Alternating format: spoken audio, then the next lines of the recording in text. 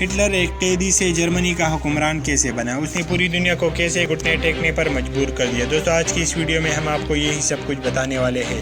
اس سے پہلے اگر آپ نے ہمارے چینل کو سبسکرائب نہیں کیا تو پلیز سبسکرائب کیجیے اور بیل آئیکن کو بھی پریس کیجیے تاکہ آنے والی ویڈیوز بھی آپ کو ٹائم پر ملتی رہے۔ جیسا کہ پچھلی ایپیسوڈ میں ہم نے آپ کو بتایا تھا کہ ہٹلر چاہتا تھا کہ جرمنی میں انقلاب لائے۔ 1922 میں موسولینی اٹلی میں کامیاب ہوا تو ہٹلر نے بھی سوچا کہ وہ بھی ایسے کامیابی حاصل کر سکتا ہے۔ اب ہٹلر انقلاب کا موقع ڈھونڈ رہا تھا اور یہ موقع اسے روہر نے فراہم کیا۔ روہر جرمنی کا ایک علاقہ ہے جو برلن کے مغرب میں نیدرلینڈ کی سرحد پر واقع ہے۔ اس علاقے میں کوئلے کی کانیں اور پولاد کی فیکٹریاں ہیں۔ جرمنی جب عالمی طاقتوں کو ہر جانے کی رقم فراہم نہ کر سکا تو فرانس اور بیلجیم نے 1923 میں روہر پر قبضہ کر لیا۔ روہر ایک انڈسٹریل شہر تھا۔ اس پر قبضے کا مقصد تھا کہ اتحادی یہاں کے وسائل سے ہر جانہ پورا کر سکے۔ اب صورتحال یہ تھی کہ روہر پر فرانس اور بیلجیم کا قبضہ تھا، لیکن فیکٹریز میں کام جرمن کے مزدور ہی کرتے تھے۔ جرمنی حملہ کا مقابلہ نہ کر سکا، لیکن جرمنی حکومت نے ایک بڑا فیصلہ کیا۔ اس نے روہر کے فیکٹریز اور مزدوروں کو حکم دیا کہ وہ کام بند کر دے۔ حکومت انہیں گھر بیٹھے تنخواہ دے گی۔ اس لیے کیا گیا کہ اتحادی جس مقصد کے لیے حملہ ہے وہ اس سے فائدہ نہ اٹھا سکیں گے۔ حکومت نے اعلان تو کر دیا لیکن خزانے میں تنخواہوں کے لیے پیسے نہیں تھے۔ چنانچہ حکومت نے بہت سے کرنسی نوٹ چھاپ لیے، جس کا نقصان یہ ہوا کہ جرمن کرنسی گر گئی۔ کرنسی کی ویلیو اتنی گری کہ 1923 میں جرمن میں ایک ڈبل روٹی کی قیمت 1 ارب مارک کی ہونے لگی۔ لوگ روٹی لینے کے لیے جاتے تو تھیلے بھر کر پیسے لاتے۔ اس کا نقصان یہ ہوا کہ جن لوگوں کے پاس پیسے تھے اور انہوں نے 20-30 لاکھ پیسے جمع کیے تھے، ان کی پیسے کی ویلیو 0 ہو گئی۔ بیگس میں پڑے اربوں کرنسی کے نوٹ بیکار ہو گئے اور چند دنوں میں ارب پتی غریب بن گئے۔ کرنسی اتنی بیکار ہوئی کہ لوگ موسم سرما میں سردی سے بچنے کے لیے لکڑیوں کی بجائے مارک سے آگ جلاتے تھے۔ جرمن میں ایسے حالات ہو گئے تھے جو انقلاب اور انقلابی لیڈر کو جنم دیتے ہیں۔ ایسے قیادت کا حل تھا کہ جس پر جرمنی عوام یقین کرے کہ یہ ہمیں ان کرائسس سے نکال سکتے ہیں۔ جرمنی کی خوش قسمتی تھی کہ اسے ایڈولف ہٹلر مل گئے۔ اس وقت ہٹلر اپنی تنظیم ایسے کو مسلح کرنے کا کام کر چکا تھا۔ اب اس کی تنظیم عام سیاسی جماعت نہیں بلکہ ایک انقلابی سیاسی جماعت تھی۔ صرف میونخ شہر میں اس کے 3000 سپاہی تھے۔ ہٹلر نے موسولینی سے متاثر ہوتے ہوئے باقاعدہ انقلاب کے اعلان کا فیصلہ کیا اور اس کے لیے انہوں نے میونخ کے بیر ہال کا انتخاب کیا۔ 8 نومبر 1923 ہٹلر پستول لہراتا ہوا بیر ہال میں داخل ہوا اور شہر پر نازی حکومت کی قیام کا اعلان کر دیا۔ اعلان کے اگلے روز وہ اپنے ہزاروں سپاہیوں کے ساتھ شہر کے مرکز پر قبضہ کے لیے آگے بڑھا۔ ہٹلر کا خیال تھا کہ اس کارروائی سے اسے بھی موسولینی کی طرح کامیابی مل جائے گی، لیکن یہ اس کی خام خیالی ثابت ہو گئی۔ شہر میں جمع ہونے والے نازیوں پر پولیس نے حملہ کر دیا۔ جواب میں نازی پارٹی کے لوگوں نے بھی فائر کھول دیا۔ کچھ دیر میں پولیس کے 3 اور ہٹلر کے 14 سپاہی مر گئے، لیکن پتہ پولیس کی ہو گئی۔ اس طریقے سے ہٹلر کے انقلاب کی کوشش ناکام ہو گئی۔ ہٹلر کے چند ساتھی پکڑے گئے۔ ہٹلر فرار ہونے میں کامیاب ہوا، لیکن 2 روز بعد اسے جرمن پولیس نے ڈھونڈ نکالا اور اسے جیل میں ڈال دیا۔ اس بات میں پہلے جنگ عظیم کا ہیرو جنرل لوڈنڈورف بھی پکڑا گیا۔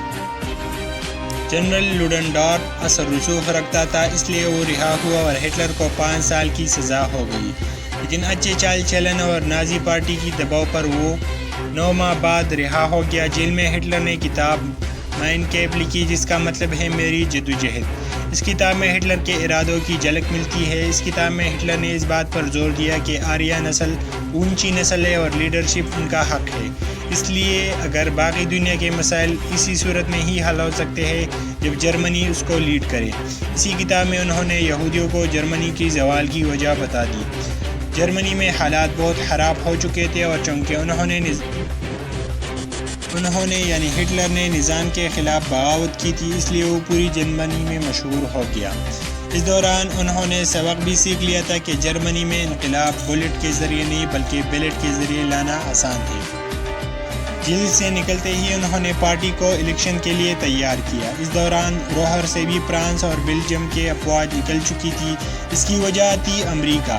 امریکہ نے جرمنی کو بہت سارا قرضہ دے دیا تھا۔ پارٹی کو چلانے کے لیے ہٹلر کو ایک اچھے پروپیگنڈے پھیلانے والے شخص کی ضرورت تھی۔ اس دوران اس کی نظر میں ایک شخص تھا اور وہ شخص تھا کوئلز۔ یہ وہی کوئلز تھا جو کہتا تھا کہ جھوٹ اتنا بولو کہ لوگوں کو سچ لگنے لگے۔ پروپیگنڈے پھیلانے میں وہ کامیاب ہوا اور ہٹلر کے خیالات جرمنی میں پھیل گئے۔ اب اسے ضرورت تھی فنڈز کی، جس کو پورا کیا سرمایہ داروں نے۔ دراصل سرمایہ دار کمیونسٹوں سے ڈرتے تھے کہ اگر یہ برسر اقتدار آئے تو یہ تمام فیکٹریاں ان سے لے لیں گے۔ اس ڈر سے انہوں نے ہٹلر کو دھڑا دھڑ پیسے دے دیے۔ ہٹلر نے عوام کے سامنے اپنا امیج ایک سمپل آدمی بنایا جو کہ گوشت، شراب اور نشے سے دور رہتا ہے اور ویجیٹیرین ہے۔ نازی کے ممبر ہٹلر سے چھپ کر سگار پیتے تھے۔ یہ اور بات تھی کہ ہٹلر کیفین کا نشہ کرتا تھا۔ پروپیگنڈے اور فنڈز کے باوجود ہٹلر الیکشن میں صرف 14 سیٹ جیت گیا اور ناکام ہوا۔ لیکن اس دوران امریکہ میں اسٹاک مارکیٹ کریش کر گیا، جس کی وجہ سے دنیا میں کرائسس بڑھ گئے جو کہ گریٹ ڈپریشن کہلائے۔ کروڑوں لوگ نوکری سے ہاتھ دھو بیٹھے۔ اس دوران جرمنی کو امریکی امداد بھی بند ہو گیا، جس کی وجہ سے دوبارہ جرمنی میں کرائسس شروع ہو گئے۔ وقت کی حکومت نے گھبرا کر حکومت سے استعفیٰ دے دیا۔ 1930 میں پھر الیکشن ہوئے تو ہٹلر کو 18% ووٹ حاصل ہوئے، لیکن حکومت اب بھی نہیں بنا سکتا تھا۔ اس دوران ہٹلر کو جذباتی دھچکا بھی لگا۔ اس کی بیوی، جس سے وہ بے پناہ محبت کرتا تھا، گیلیس، وہ وفات ہو گئی تھی۔ ہٹلر بہت دنوں ڈپریس تھا، لیکن پھر اسے ایوا براؤن مل گئی جو کہ عام سی لڑکی تھی۔ اسے جمناسٹک پسند تھا اور زیادہ پارٹیاں کرتی تھی، لیکن ہٹلر نے عوام کی وجہ سے بہت سالوں تک اس سے شادی نہیں کی۔ ہٹلر کی سیاسی زندگی میں بھی عام سی رکاوٹ پیدا ہو گئی۔ اس رکاوٹ کا نام ہنڈنبرگ تھا، جس کی عمر 85 سال تھی اور وہ پہلی جنگ عظیم میں فوجوں کی سربراہ بن چکا تھا اور عوام میں اسے دیوتا جیسا احترام حاصل تھا۔ 1932 میں صدارتی الیکشن ہوئے تو ہٹلر اسے مقابلے میں کھڑا ہوا۔ ہٹلر کو 36% پاپولر ووٹ مل گئے، لیکن الیکشن ہنڈنبرگ ہی جیتا۔ معاشی بحران کی وجہ سے دوسرا چانسلر بھی مستعفی ہوا۔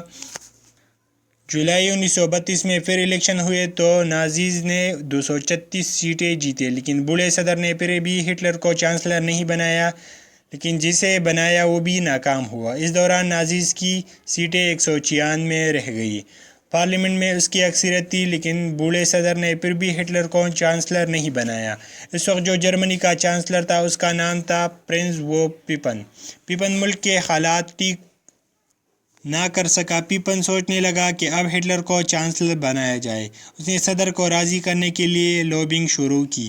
صدر کی ایک ہی اعتراض تھا کہ اگر ہٹلر چانسلر بن گیا تو اسے ڈکٹیٹر بننے سے کون روکے گا۔ آخر طے کیا گیا کہ ہٹلر جرمنی کا چانسلر اور پیپن وائس چانسلر بن جائے تاکہ وہ ڈکٹیٹر نہ بنے۔ لیکن ہٹلر کے چانسلر بننے سے پہلے ایک 52 سالہ یہودی حالات کو بام کر جرمن سے نکل گیا۔ یہ وہی یہودی تھا جس سے بعد میں اسرائیل کی صدر کی پیشکش ہوئی۔ اس کا نام تھا البرٹ آئنسٹائن۔ وہ 20ویں صدی کا سب سے بہترین سائنسدان تھا۔ ہٹلر نے چانسلر بننے کے بعد الیکشن کروائے کیونکہ وہ اپنی سیٹیں زیادہ کرنا چاہتا تھا۔ الیکشن کی تیاری جاری تھی کہ 27 فروری کو جرمنی پارلیمنٹ کی عمارت کو آگ لگ گئی۔ آگ لگانے والا ایک کمیونسٹ تھا۔ ہٹلر نے اس واقعے کا فائدہ اٹھایا اور ان کے خلاف پروپیگنڈا شروع کیا۔ پروپیگنڈا کر کے مزید ووٹیں انہوں نے بڑھائی۔ 5 مارچ کو الیکشن ہوئے تو ہٹلر نے زیادہ سیٹیں حاصل کی اور الیکشن جیت لیا۔ 23 مارچ کو ہٹلر نے جرمنی پارلیمنٹ سے ایک ڈکٹیٹر جیسی اختیارات حاصل کر لی۔ اس طرح وہ قید سے نکل کر پوری جرمنی کا طاقتور حکمران بن گیا۔ ایک طاقتور حکمران بننے کے بعد انہوں نے اپنے مخالفین کے ساتھ کیا کیا؟